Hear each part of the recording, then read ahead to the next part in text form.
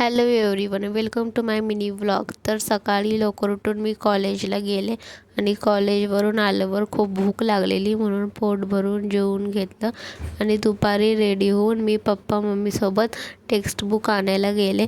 आणि इथं जाताना खूप ऊन होतं म्हणजे आणि नंतर मम्मीला भांडे पण घ्यायचे होते. मग ते आणायला गेलो आणि मम्मी पप्पांनी लिंबू सरबत पिलं आणि मग आम्ही बुक्स आणायला गेलो. आणि ते दादांनी सगळं एक एक बुक्स चेक करून दिले. काही बुक्स तर त्यांनी बाहेरनं मागवले आणि आम्ही तिथं बसून राहिलो आणि सगळे बुक्स चेक करून घेतले. आणि नंतर दगडूशेठच्या बापाचे पाय पडून खूप गरमी होती म्हणून मी उसाचं रस पिलं आणि उसाचं रस चांगलं होतं.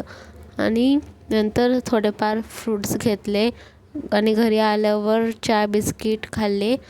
आणि नंतर हे बघा, आम्ही ना हा डबा घेतलेला आणि वर ना मस्त डिझाईन पण होती.